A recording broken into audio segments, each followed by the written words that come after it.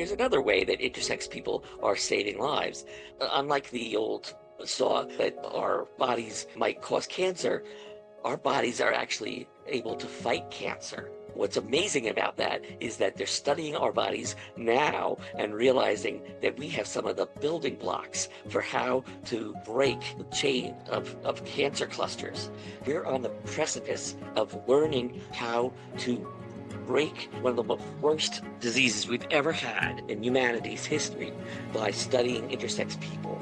And that is a great thing to know. What do you really know about people who were born transgender? Have you ever met someone who's transgender? Well, if you're like me, you're curious but hesitant to ask questions. Well, welcome to Demystifying the Transgender Journey.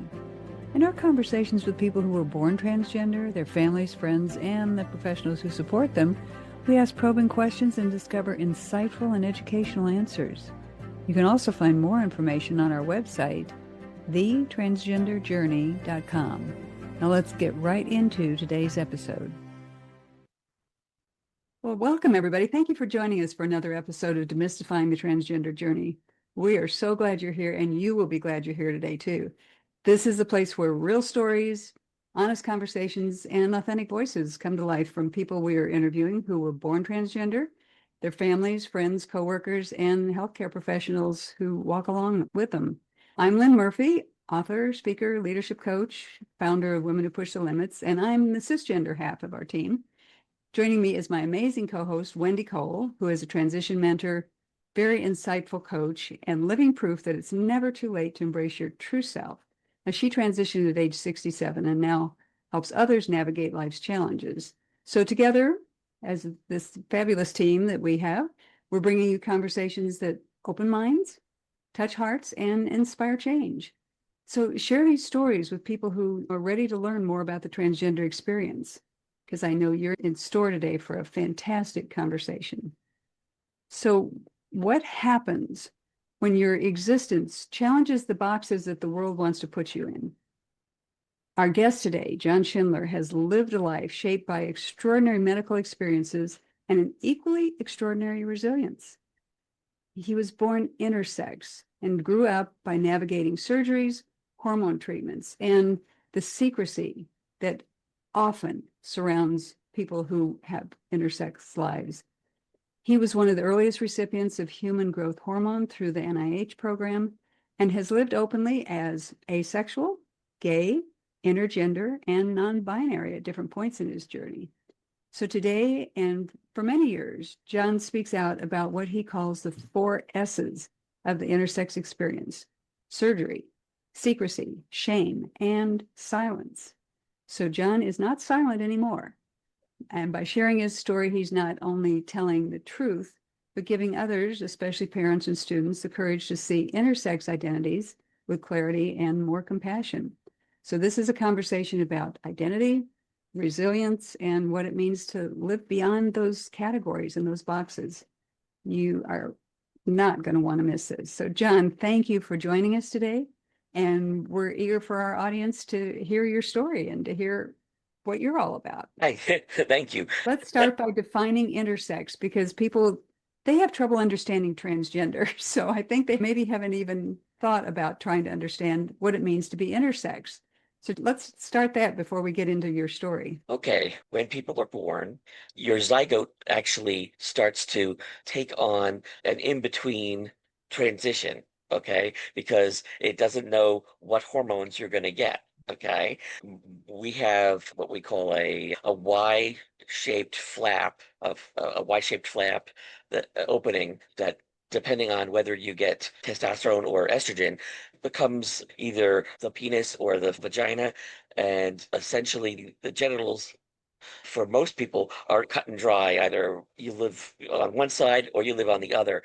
But people who are intersex are what we used to use. The old term was hermaphrodite, but we don't use that term mostly because the only people who like that term are people who follow Hermaphroditos, the Greek god. They're into the pagan aspect of that. That's fine. That's a personal thing for them. But for most of us, we prefer the term intersex. And the reason why we prefer the term intersex is because a true hermaphrodite is a creature without a spine, like a snail or a slug or something like that. Those creatures are born with both, a full set of both. Most intersex people fall in the category of having maybe a little of each, but not completely both. Because if you have completely both, that indicates that you may have something else called chimerism. Okay. And chimerism is when we're going to say paternal twins merge in the womb and you wind up getting both a full male and a full female, but that's very rare. But many of the definitions that I like the most, just to keep Mhm. everyone working on the same page, is that the German chapter of Organization Intersex International, which is a group I used to belong to, had a definition that said that if you were born in between or outside the typical definitions of male or female, you can call yourself intersex. You can use intersex as your descriptor. And you'll see in countries like Germany and now Spain, and I think Malta was the very first. They have what we call the beginnings of full civil rights for intersex people, okay? Which means that we don't want surgeries done without our consent. That has happened a lot, hasn't it? Oh, yes. So the Mo, doctors mo, decide when the child's very young, the doctors or the parents decide that we're going to change the genitals and right. raise the My boy or understanding girl. is they'll actually do surgery on an infant Yes, and who is unfortunately, designated intersex.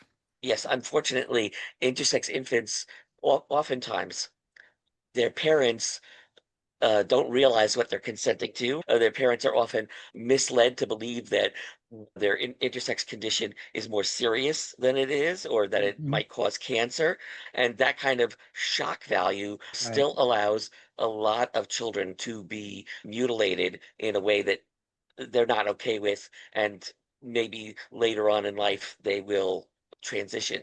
And comparable to transgender people, an intersex infant, or as myself, a transgender infant, nobody knows what our real gender identity is. It Yeah, because has it's up nothing here. to do with the genitals. Yeah, So it's it's in your really brain. horrible that they've been doing those surgeries. Yes. So there's a couple of, I think it's called spectrums of, I guess what you're going to call appearance of the genitals in children. And it's not always easy to tell who's male, who's female, and who's intersex. It takes a really trained eye. I think one of them is called the Quigley spectrum, and it shows you like male on one side, female on the other, and then all the variations that are typical of intersex in between. And that's just one part of the larger intersex community. Because, see, I was born with two different intersex variations. One was my hormones were missing. Okay. I had a missing pituitary and I couldn't create any male or female hormones on my own. And then I had mixed gonadal dysgenesis, which is some ovarian tissue, but mostly testy tissue, and my testes had cryptorchidism, which means that they were inside my body and had to be like surgically descended. Okay. Wow, that sounds really like a Yeah. serious condition. So what happened Yes. when you were a child? Yeah, and for a long time I thought they were all one surgery because I could only see one line on my stomach, and I noticed though that I showed it to my friend Jim, who is a former biopsy cancer specialist, and said, "Oh no, those are actually two different surgeries that you've had. One, they just look like they're together because they're like so close in, How old were you when you had your first surgery? I was probably around 2 years old, which means Wow. I have no recollection of it. Right. And the other one I think was 2.5. So I really don't have a good grip on what happened during that time period. And so if I didn't have a good time to remembering that, then Right. I probably wouldn't have been able to give consent either. No. So that's And that's my story, and I'm sticking to it. and you said you found out later in life about this, but did you find out what those surgeries were? Yes, basically, they had told me that I had a hernia. Okay. Now, I did have a You hernia. mean your Oh, parents had told you this? Yeah, exactly. Okay. Later on in life, my parents explained, yeah, oh yeah, that's your hernia scar. But what we realized later in talking to people like Jim is that the scar for my hernia, there was a hernia, but there was a specific cause of the hernia. And the cause of the hernia was that I had undescended testes. Okay. And apparently I was in a lot of pain when I had that surgery. And so that was like an emergency surgery because of my own discomfort. But Mm. for the most part, there are people today that still have undescended testes and have never had surgery because they never felt a discomfort. And those people are lucky. They're lucky on in one respect is that they never had to go through a surgery that they didn't consent to. But the other respect is that often those people don't learn that they are intersex until much later in life, like retirement age. We have a lot of people I've spoken to on panels that have told me, oh, I have that. I have undescended testes too, but I'm always identified as trans and I never had my testes worked on. So yeah, there are lots of different Mm. situations. Now, there are three main categories of intersex, okay? There's hormones, which I talked about in from the pituitary gland and the rest of the endocrine system. And there's chromosomes, XX female, XY why? male, but you can have as much as was it quadruple X female, okay? And that is because some people have more than one set of DNA, okay? Especially people who have chimerism tend to have a different set of DNA in different parts of their body. But you can also have something called X0, okay, which is a spare set of DNA that has only one X. And sometimes you can be born with just an X, which is really unusual, but also happens. Mm. And then, but you can have XY on one set of chromosomes, and then you can have another set of chromosomes that wrap around that that have an X and a zero or an X and a blank. Okay, so there's all kinds of combinations out there, and Mm. that's why we now know that there's almost 200 different versions of intersex variations Y- because we find new ones all the time. I mean, it's not just one or the other, like Right. everyone believes. Science keeps up with this more than Oh, that the science is always getting in the way of things. so yeah, so you have chromosomes, hormones, and either gonads or genitals, okay? And so you can have a variation in any of those and fall into the intersex category. And let's see, have I covered this enough that you want me to Okay, go on? let me ask you a question here, see if I can clarify. So when you're talking about intersex, you're talking about physical parts of the body that are both physical parts that are female and physical parts that are male or Yeah, hormonal thing. So that's probably different from people who are just transgender, and I don't mean just, but uh, right. the people that we've talked to who are transgender don't necessarily have both those parts physically. The brain and the sex organs are different, but the physical, like you were talking about, some of those things are different in people who are born intersex. Is that correct? Yes, and so one group is more, I guess I'm going to say, more obviously born with it, but Mhm. we're Right. finding out that trans people are also born with it too, because in the Low Countries of Belgium and Netherlands, the massive studies have been done with transgender people who they've done major brain scans on, and they've found out that transgender people have a brain scan that matches their preferred gender, not their birth gender. Mhm. And that should hopefully put to rest as the more people who understand that will put to rest the idea of, oh, you're not really X, Y, or Yeah. Z. You're Yeah. what I say you are. And it's no. The, the, If I feel that I'm trans, then I have a brain sex yeah. variation that doesn't match my body, and that's totally different than the what we'll say the right wing talking points Uh-huh. are on this. All the brain mapping studies have shown that if I identify as female, and that's what my brain scan would be. They've done thousands of them to prove that. So Mm. you're absolutely right about that.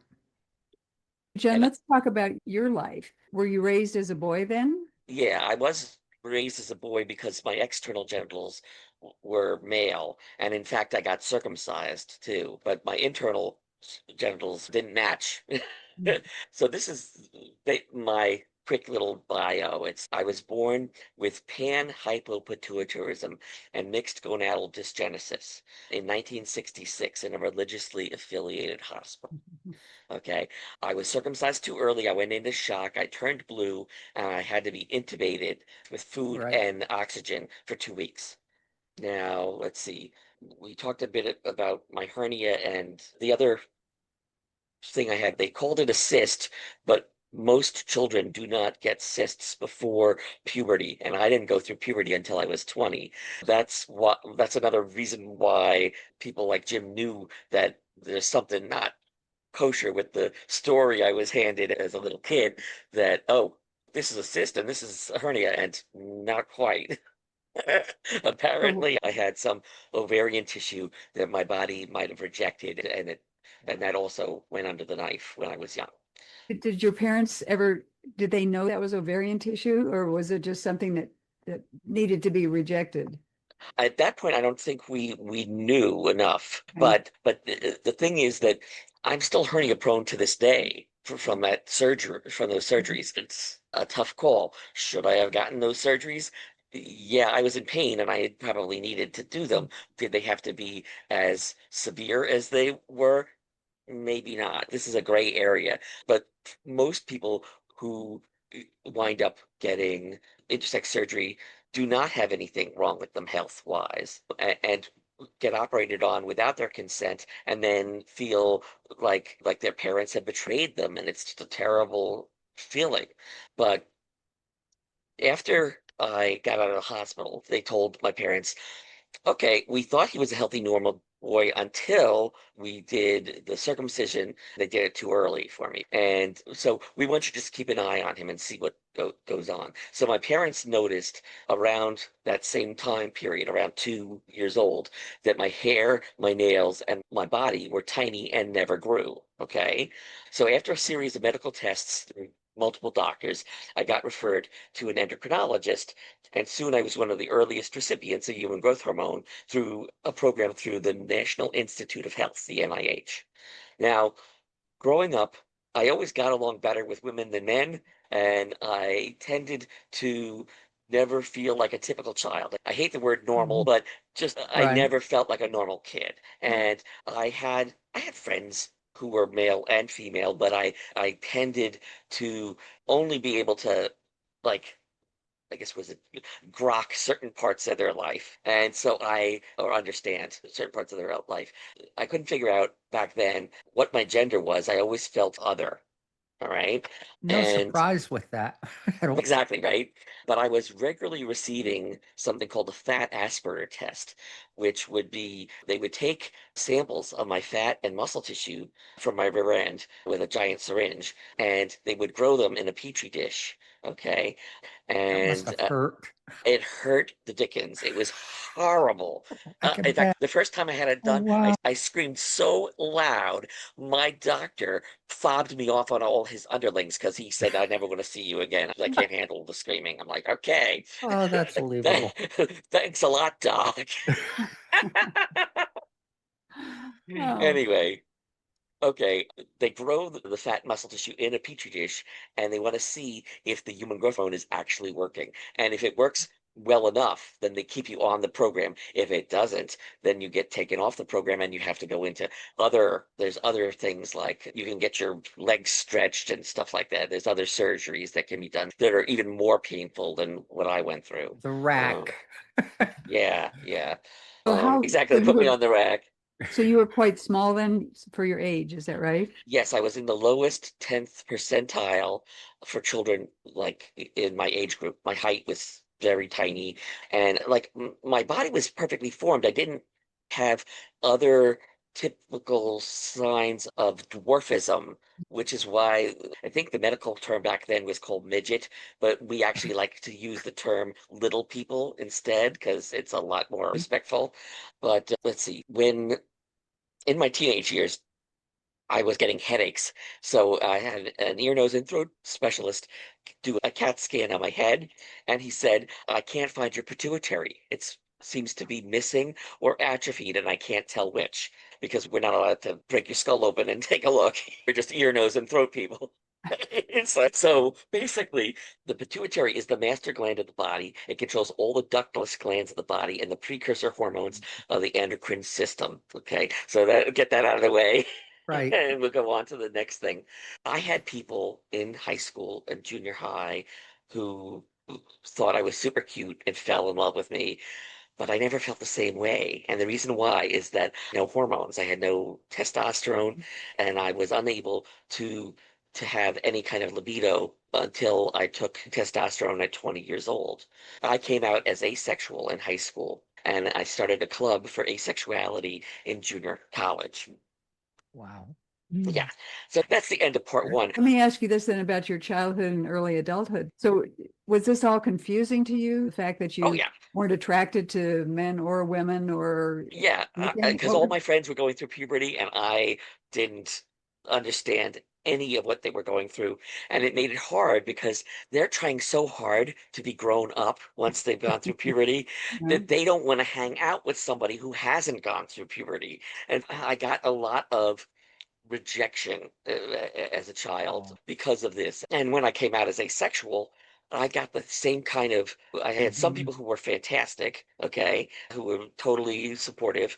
And then there are other people who treated me like the typical story that you hear about LGBT people coming out, being rejected by their peers. Okay. Right. I was horribly depressed in high school and I wound up leaving. Was it the last, I'm going to say the last 6 months of high school? I said, I can't take it anymore. I went to the school psychiatrist. I got myself hooked up with a regular shrink and I did all of my schoolwork at home.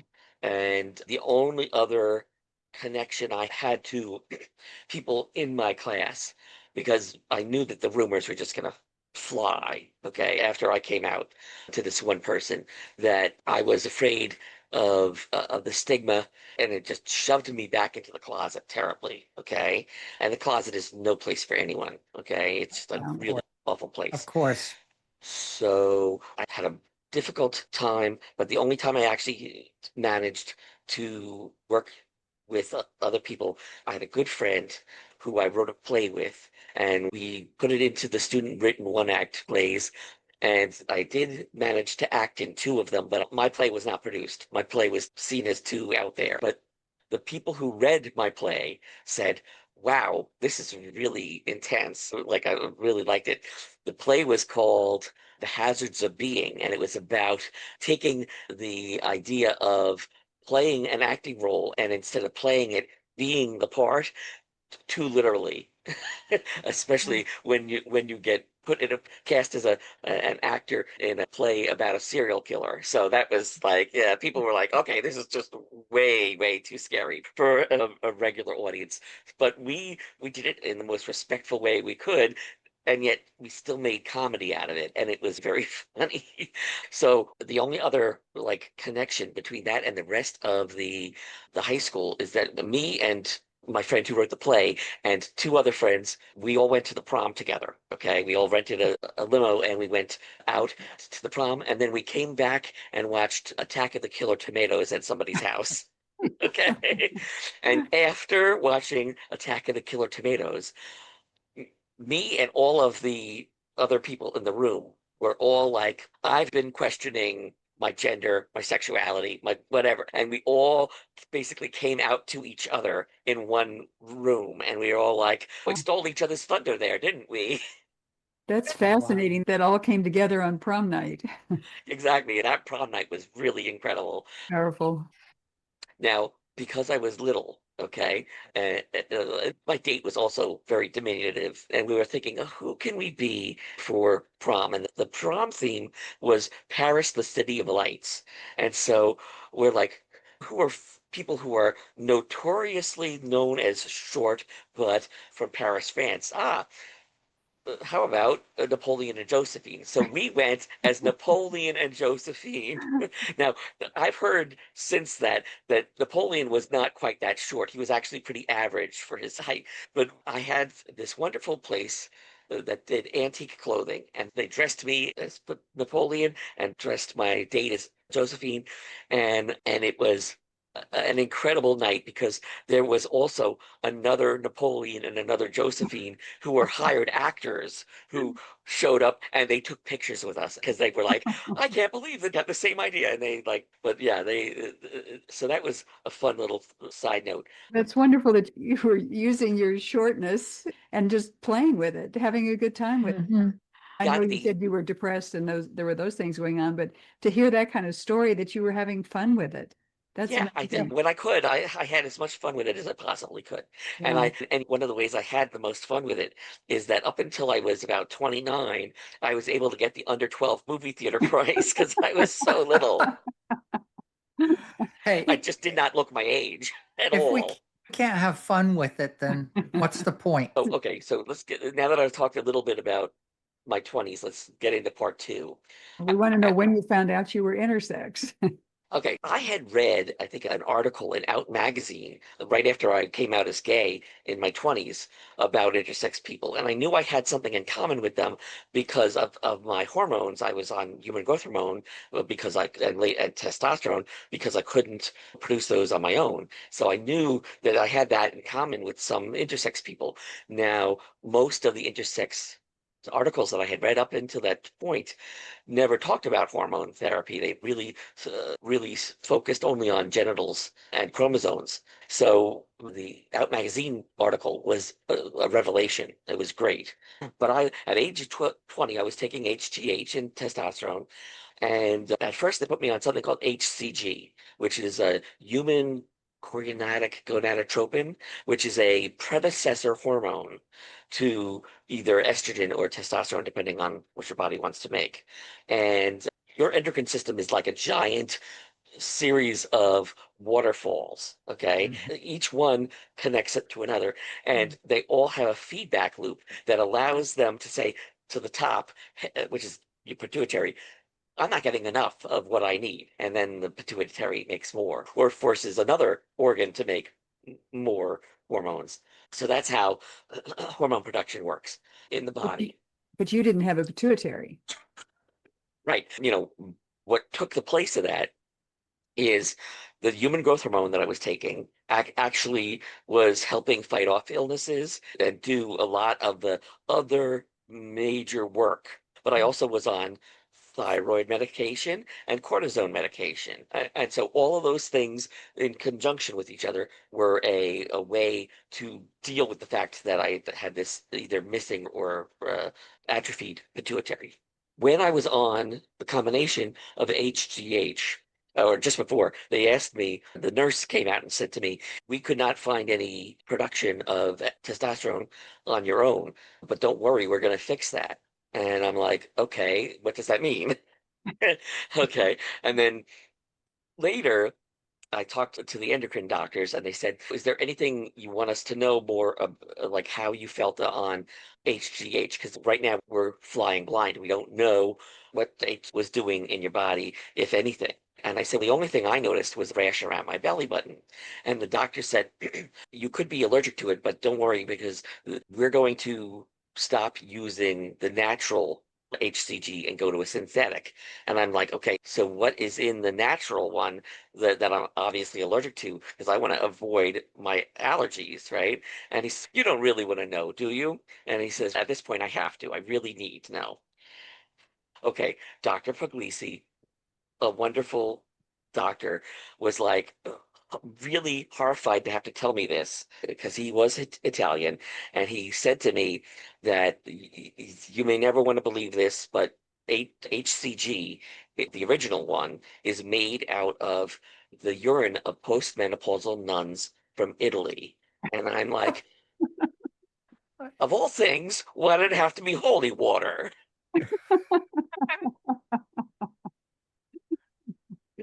And he told me that's because nuns don't do drugs and nuns don't have sex. And I'm like, what planet are you people living on and when can I visit? Because I'm like, I don't believe that at all. I'm sorry. My Well, aunt is a nun. I hear everything. These people. how urine though, right? Yeah. So then the other doctor came in and said to me, so what do you think about sex? He got right to the point. And I used to love to watch comedies, and I loved to watch the comedy show called Love American Style. And I caught this line from one of their episodes, and it stuck with me forever. I said, while I was coming out as asexual, I said, in the sexual revolution, I'm a conscientious objector. Don't have any interest in other people. And friendship is like the pinnacle of my hierarchy of relationships. So he says, take this drug, and he gave me my first bottle of testosterone. And he says, take this drug and you'll stop objecting. And did you? Yes.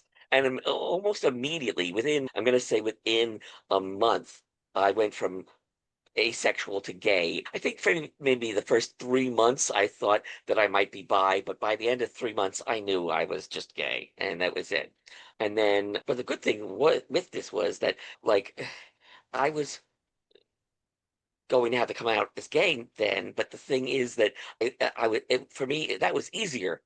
Coming out as asexual was absolute hell on earth. And coming out as gay for other people might be like as just as heartbreaking. But for me, it was like, oh, I'm normal again, or I'm like Right. I feel like I have what everybody else has. I have a People could sexuality. understand that. The good news with that was that during that same period, I grew a foot and a half in 3 months. Okay, on the combination of human growth hormone and testosterone. Those 3 months, I grew a foot and a half, and now I'm taller than both of my parents. So, yay me. Get picked on for being little anymore. Exactly. Then I get picked on for being gay, but Yeah. hey, I was able to handle that better than being picked on for being. John, Yeah. why do you think people have difficulty with asexual versus gay? I think it's even just more confusing Okay. because everyone around them seems to be so much different than that. And that you're telling them, oh, guess what? There's more than just boys or girls. There's people in between. And in the case of sexuality, there's more than just Mhm. gay or straight. There's people who are either in the Or in bi? between or they were bi or the opposite, neither, Right. which was what I was. And then now, let's see. Now, I came out as gay and I started doing talks for my local LGBT chapter on my junior college campus and then later my four-year college campus. While I was on four-year college campus, I started reading books by people. I started reading books like My Gender Workbook by the author Kate Bornstein. Yes. And Kate Bornstein in My Gender Workbook, basically, it's like a giant aptitude test. And when you Hmm. get to the end of it, it says if you got 100, which is you're perfectly gendered, it says you're Captain Kirk. I always wanted to meet you. Now, but I got like a 16, okay? And I looked up what it said, and it said, congratulations, you are a gender freak. This book is either old hat to you or it's water to the desert. And for me, it was water to the desert. I was like, I so needed this in high school, and Hmm. I'm so glad to have read it in college. It was the Hmm. best book ever for I me. remember that book very well. Yeah. There's several versions of it now, including a new one with Esper Bergman as the co-editor. And I haven't gotten a chance to read that one yet, but I hope to read that sometime soon. Because Esper Bergman is a trans man and can give a greater spectrum of the trans community. So that book helped you understand yourself better. Oh, yeah, it was You really didn't have any helpful. representation at Oh, that. yeah, I came up to my friends who knew my story and I said, this book is incredible. You need to check it out. If you want to understand me better, this is the book. And it's got some really funny things in it. Like my favorite line in there is something like, gender is what happens every morning when I get dressed. It's like when I get up and put on whatever I feel like getting, that's my gender for the day. Okay. which for me as an intersex person was always really interesting because I could go into a restaurant with my mother or my sister or any other member of my family, and I could have a full suit and a tie on. The opposite of drag is drab, right? So I'm wearing male drab, okay? But even with the most extreme version of male business attire, people would come up to me and say, "And what would you like, miss? And what would you like, ma'am?" Or depending on my age group, even more generally with my mother and sister and me, "What would you ladies like?" Like Oh, never seeing that I had a little bit of chin fur or a tiny little mustache. Just it was like it didn't And exist, a suit and tie. Yeah. that's I, amazing. I had as I said, I had an aunt who was a nun, and she had a bigger mustache than I did. That's to just show you that no matter what, I was going to get misgendered regardless. But you know what? I got so used to it, I just didn't even bother to correct people anymore. Or I would do something really funny, like I would go up, I would give someone a really big tip, okay, after a lunch date, and I'd tell a wait person, "Here you go." And they'd look at me and they'd be like, "Oh, thank you, thank you." And then I'd say as low as I possibly could in my register, "You're welcome," really low. And make them laugh hysterically. And they'd be like, "Oh, I had no idea. I'm so sorry." And I'm like, "I get it all the time. It's cool. I'm not angry." You're like, yeah, I would explain to them who I was and why they were so easily fooled by me. Now, I went through a point where I thought I was going to be just typically trans and go from intersex to say full female body. But a couple of reasons because of my health problems, like kidney problems and diabetes later in life, I realized I have to just deal with the hand I was dealt. And my only transition in life was either getting on or getting off testosterone. Okay. And that's how I call it when people say, "Oh, how do you feel about going back, shifting back to neutral?" Right. And I'm like, for me, it's uh, my personal transition. Okay. And So how do you so identify today then? so today I identify as intergender, okay, and non-binary, okay? And we'll give the three definitions of intergender real I quick. love that word better. Yes. Intergender is a wonderful word. It basically contracts intersex and transgender as one Mm. thing. And what you can do is, I think the original idea of the word intergender was actually co-ed or boys and girls together. Okay. But we don't usually use it as that anymore. Okay. Because now intergender is used in these three other ways. Okay.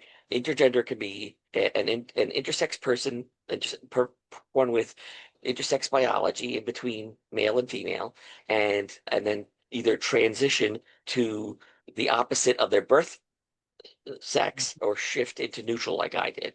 Okay, or gender neutral, or there's a whole bunch of different words like this. Was it trying to think of some of the ones. Non-binary is right now the most well known.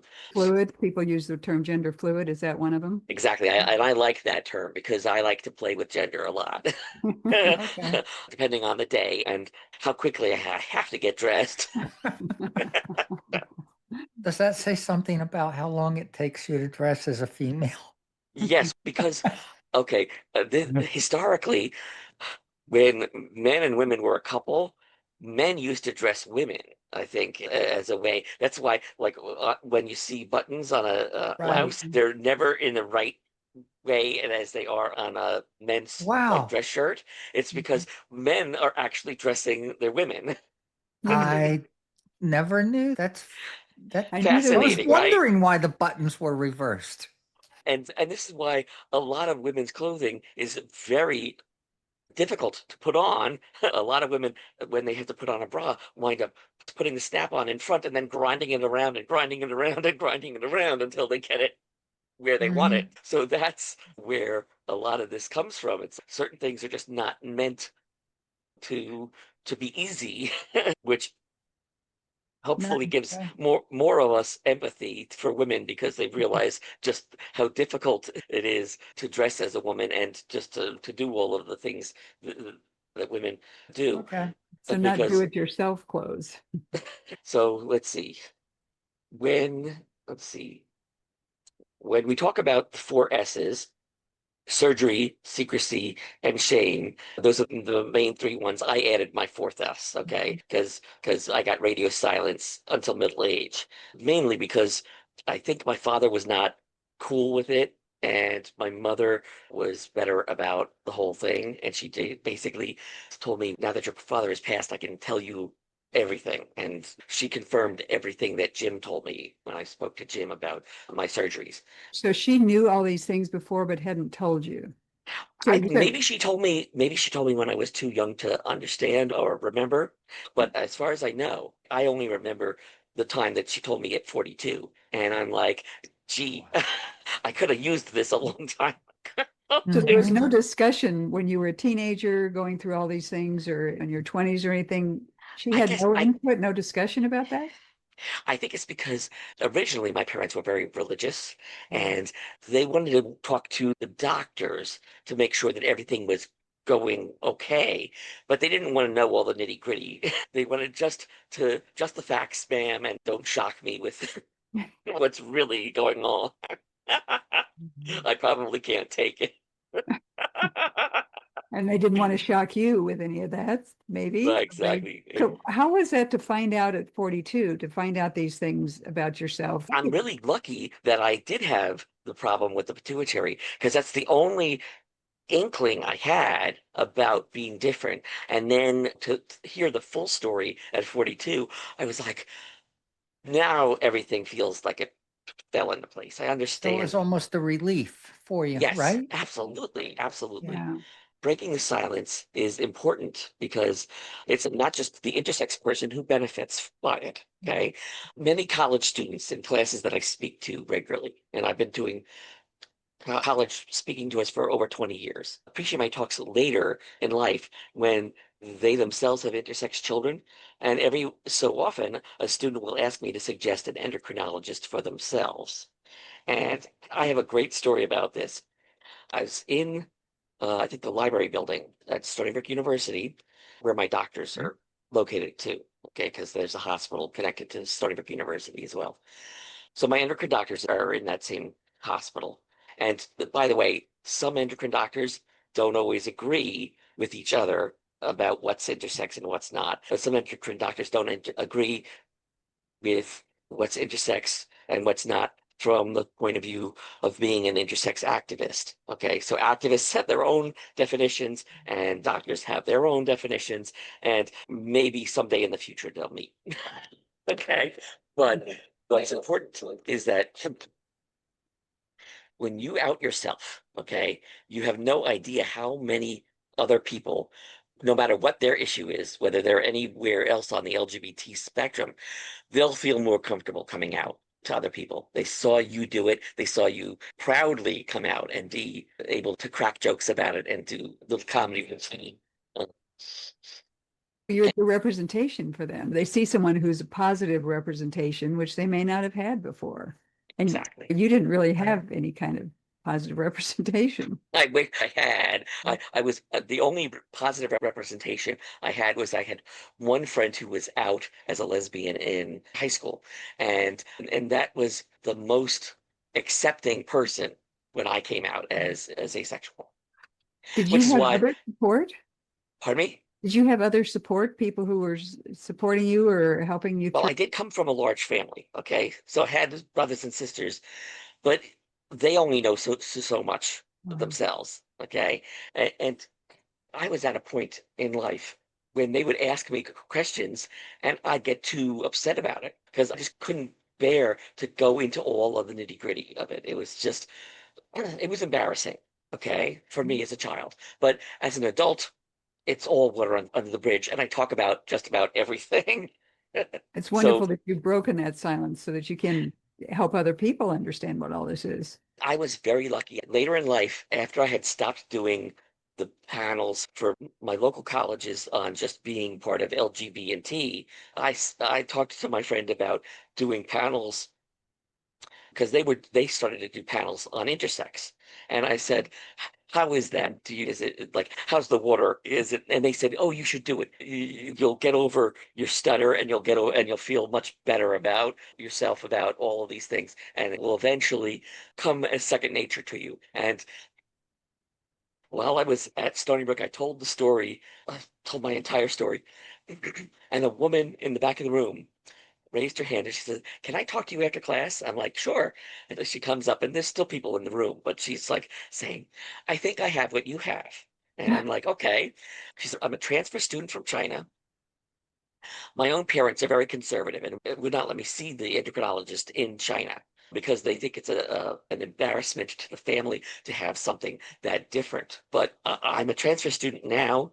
I'm at Stony Brook University, and I can't let this opportunity go. I need to find an endocrinologist who can put me through puberty and get me on estrogen and let me have an adult life and get on with who I want to be as a grown up. And so I actually gave her my endocrinologist's contact info because he worked with the campus. He had student rounds. Okay. So I'm like, set up an appointment, but set it up through the student health center so that you don't get charged. Okay. You can tell him that you met me and that you want to go through puberty and then do what I did basically. And she thanked me up and down. And then several years later, I ran into her at another part of campus. And she told me, you have no idea what meeting you was for me. Meeting you and your doctor changed my life in such a positive way. I was so beside myself with depression that I didn't know where to turn. And you basically were like, the exit is that way, and you basically like gave her the full ability to blossom into adulthood. And she was so Wow. incredibly happy. Now, You must have felt wonderful about that. and that's why I do this, because Mhm. really, no matter how different you are, no matter Mhm. like how obscure your issues are, it's most important that you tell people about them. It's most important that you out yourself to the people who need to hear it, because you'll never know who needs to hear it. Absolutely. I know that all the time. And You don't know whose life you're saving. right, You may not have run into someone whom you influenced, and they're out there living their life thanks to you. here's another way that intersex people are saving lives. Our biology is so different that, unlike the old saw that our bodies might cause cancer, our bodies are actually able to fight cancer. Okay. Yes. And what's amazing about that is that they're studying our bodies now and realizing that we have some of the building blocks for how to break the chain of cancer clusters. Because, for example, there's one woman who her whole family had cancer, like all the same type, and she never got it. So they did a DNA sample on her and they found out she had what's called extra rungs on her DNA strand, the double helix. Some Mhm. of those Right. rungs connect with the other side, and some of them are only like one half of a rung. Okay. And those half a rungs actually caused her body to stay in a constant state of attack. And so no cancer could ever get a hold on her body because those those extra rungs were wiping the floor with those cancer Wow. cells. Okay, Huh? so we're on the precipice of learning how to break one of the worst diseases we've ever had in humanity's history, and by studying intersex people, and that is a great thing to know. Wonderful. Have there been studies done on the children of intersex people? Yeah, some intersex people can have children and some can't. I was a temporary worker at what's called a genetic counseling office. Okay. And most of what I did was verify people's parking passes and stuff like that. But as a group, I got to hear a lot of these preliminary conversations before they went into the back room and had a more private conversation. And so I knew that there were other people that we were really changing their life because we were able to say, 10, 20 years ago, we couldn't have helped you and your partner have a baby, but today we can. And the reason why we can is because we're doing a lot more of the studying of genetics. And we now know, for example, that there's a connection between depression and any kind of OCD, gambling addiction, or alcoholism. Whatever your issue is, if you have a drug or alcohol problem, you probably also have a depression issue too. And what you're doing is you're self-medicating with Mhm. those things. And that's why we need to get you off of the bad stuff and put you on to something that works. Now, I personally have alcoholics on both sides of my family, and I'm very lucky that I became diabetic because it actually forced me to stop drinking. Okay. And I am now on a pill that you're not allowed to drink on at all, and including things like Ozempic, which it's alcohol is a very bad thing to have on Ozempic. But I'm on an antidepressant called, I don't know if I'm saying it right, I want to say acetylopram. Yeah. Yeah, something like that. I'm probably mispronouncing it, but it's not just an antidepressant. It's an antidepressant and an anti-anxiety medication. And the combination is great because I thought that I had bipolar issues, but I was able to keep everything in check with just this anti-anxiety and antidepressant pill. And it's allowed me to do the kind of talks I do now because otherwise I'd be a wreck. Okay. But yeah, like for me, oh, you should definitely be an actor because you could turn on the waterworks at a drop of a hat. And it's because like I really needed this medication. In fact, at one time, they tried to put me on it in my 20s. And unfortunately, I had an allergy to it. But as an adult, I'm no longer allergic to it. And the strange thing, I had the male rub-on testosterone gel called Androgel. This is one of the things that I do to help the people in the trans community. When I meet trans men who are having trouble getting testosterone, I tell them about Androgel. There's a French company, and they have socialized medicine, and you can apply for their patient assistance program. And as long as you have a doctor who will write you the prescription, they will send you free packages of testosterone, which is really great because I tried to pay for it out of pocket once, and it was over $500 a month for 30 packets in a little box. And I was like, I can't afford this. And my pharmacist told me, go check out their website and see if you can get on their patient assistance program. So now that's what I do for other people on the female to male spectrum or the female to something spectrum. But I keep learning from other trans men in my life. For Mhm. example, I tell them, you have a better beard or mustache than I do. And they tell me, oh, that's because I take the Rogaine that's in the shampoo and I put it on my chin and I put it on where I want it on my face and I get the beard growth that I want. I'm like, that's so cool. I really want to know how to try that because I can't grow a beard for my life. Now, you said you get a doctor's prescription, you actually send it to France? No, you go online Yeah. to the Androgel website. Okay. And I think it's just androgel.fr for France. Okay. Okay. And then fill out the form for the patient assistance program. Okay. And they will get back in touch with you. What's wonderful about them is that they don't ask for tax records. They don't ask for bank statements. They don't ask for any proof that you are In need. unable to yeah, in need and unable to pay. Right. They take your word for it, which is such a wonderful thing. I wish more companies would do that And and so in the you United just States. send them a copy of the prescription. Yes, exactly. Okay. There's when you get a testosterone form, it comes in a what's your doctor fills out something called a triplicate form, and you basically like one goes to I guess one goes for his records, one goes for your records, and then the third goes to whoever Okay. fills your prescription. And so what you do is if you have to, you go to Staples, get Right. it Xeroxed, and then you attach the file and you send it to them, and then they send you Now, oh, Androgel as often as you reapply because I think you still have to reapply every year. That's But for the that's testosterone. yeah, If you're going the other way, can you do the same thing with estrogen? I And is believe this all open to transgender people as well? originally it wasn't, but I think they've changed their mind. I'm asking because there's going to be a lot of people here that need that.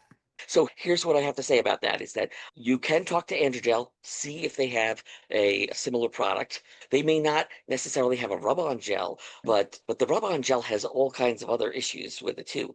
I didn't realize that the rub-on gel was making me allergic to some of my other medications and was Oh, also wow. giving me sensitivities to milk and wheat products. And so when I got off of that, I was able to go back on wheat products. I'm mostly vegetarian, so I don't do a lot with dairy Okay. anyway. But I'm what's called a flexitarian, which is it, for diabetics. It's like it's similar to what's that diet called? It's similar to the low carb diet, but like some people do like a high fat, low carb diet to force their body into burning fat as a fuel source instead of sugar or carbohydrates. For me, that's not technically safe because I'm diabetic. I'm doing a low fat, low carb diet, but I have to switch between, say, vegan or vegetarian foods and non-vegan and vegetarian low fat, low carb foods because it's such a restrictive diet. It's hard to get some of the fat soluble vitamins in your diet. Yeah, so I have to switch back and forth sometimes or take more vitamin pills to take more vitamin pills. But yeah, that there when you're dealing with these various companies, okay, one thing is never give up. If you can't get help from one country that will give you, say, estrogen or testosterone, there might be other countries that also have the same product, but are more lenient towards the trans community. Yeah. So yeah, just keep going. But I Mhm. think ever since those low country like studies in Belgium and the Netherlands, With the brain. France has got better about Yeah. this, and therefore Androgel has gotten a bit better too. But I think that it's incredibly important that we tell people. As a teenager, I felt like I was all alone in the world. No matter Mhm. how many friends I had, no one understood. And that's a Or it really was a secret. right, exact. Thank you. It was so difficult to explain myself to Mhm. people, and trying to do it usually made me cry. So I was like, okay, this is really annoying, and I can't stand dealing with the I can't wait till people don't ask those obnoxious questions anymore. And when I become an adult and people are like, "Oh, I don't know if it's okay for me to say this, but can I ask you a personal question?" Then you can like say yes or no. Mhm. That's a little Right. easier. Those are the conversations I personally love. But I had a child in my elementary school who was so freaked out by me because I was one of those little Poindexter kids. I learned to read before I went to kindergarten because my father had a science equipment company that sold something called an auto tutor, and you could basically use the auto tutor to teach yourself how to read through pictures and I guess learning sounds and stuff like that. And it's like a predecessor to the computer today. And I went to school and I'm this itty bitty kid, and I have this squeaky little voice, this high squeaky little voice, and I look like I might be like the son or daughter of the professor or the teacher, and all of these kids are like, "Where did you come from?" The worst one was I had someone say, "Are you from Mars?" And when she said that to me, I could tell that she wasn't kidding. She actually thought that I was so different that she could not handle it at all. And I was like, "Oh my goodness." I was like, I ran away and I just hid it in the coat closet, I think, for a day and said I wouldn't come out. That's why it's so important that we share these stories. And John, especially that you're sharing your story so that people look at differences and not put people in the Ken and Barbie boxes and have some empathy. So The I'm Ken and Barbie really, boxes have never worked. They barely work for Ken and Barbie. How can they work for humans? Humans are so much different and so much more And special, you so know? more variable. and John, you've really given us a good look at that today, how variable things are. And what impresses me is that you were looking at these existential things when you were young and trying to figure out what was going on and who you were. And so for people to understand that those were things going on with you at that age, and hopefully have some empathy, develop some empathy by listening to your story. I Yeah. really appreciate you breaking your silence and sharing all these things with us. And even being a smart child wasn't enough for me to understand because there was just Right. too much to know. And I, adults were not really open to telling you any of this either. So and you had no way of getting any kind of information or knowledge about it. And the yeah, adults were probably afraid of it. I just didn't have a rapport with a lot of my endocrine doctors. They were a little too ivory tower for me to Too like want to. doctor-like. Yeah, exactly. And I like they just needed to work on their bedside manner, I think, is what it was. Their humanity. John, I want to ask you just a couple questions that I ask everybody on our show.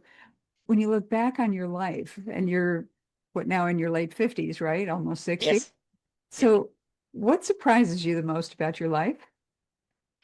I never thought that people would be so jealous of me at looking this young at when I'm pushing 60. But the nice thing about it is that I sometimes can just get under people's radar. They know something's different about me, and when they start to ask about it, it's like my in. Okay, I could give you like the 5 second description of what I go through.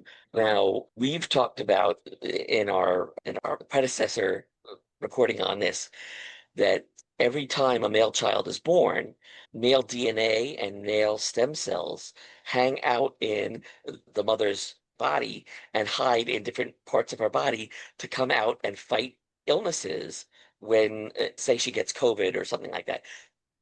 These are incredibly important. And so people don't even realize the impact that say chimerism and intersex issues have on their own lives because most men don't realize that their mother is a chimera.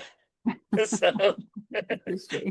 technically speaking, Oh, so what would you tell your younger self? oh, that you will find your wheelhouse and you will change some major people's lives. You will do enough public speaking. And you don't believe you're going to public speak, but you will do it all the time and it will be second nature to you. And and no matter how depressed you get, it's important that you know that your differences matter because the world needs you. The world will need each and every one of us and all of our differences to get beyond I'm going to say the cockamamie Mhm. problems we have right now with our current administration and their backward idea of what's appropriate for people in the gender spectrum community. Okay, And they want to enforce like the the talking points about intersex on the trans community, and that's wrong. Absolutely. They're stealing words like mutilation for the trans community, and that's not right because people who are trans choose who they want to be.